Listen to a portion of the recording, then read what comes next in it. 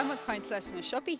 Tá sé ancosach ceanna glasúí agus gachfud as na siopaí an pointe seo tá plastic a gachfud. Is mína bhar rudaí anna himplí ar nós aber scúp féicla. Cé chum minic sáthraíonnta a scúp féicla. Agus le ná scúp féicla tá sé dintamach as plastic. So seo rá eile go bheith fá scúp féicla aimimeach nach inún cean plastic. As is sin róbéidir ag deire. Is mína bhar ar cad go féidir duanamh gan, cadí na rudaí na ráin eile go féidir nach. Mar hampla glasrí.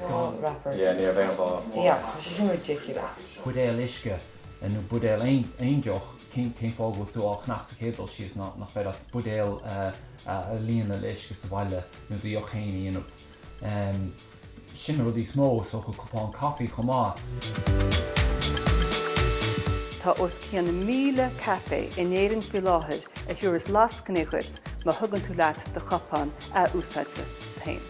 Mar sin, smaoiní cupáin a úsáidte a cheannach go tain. Tá réimse leathan acu ar an maraga.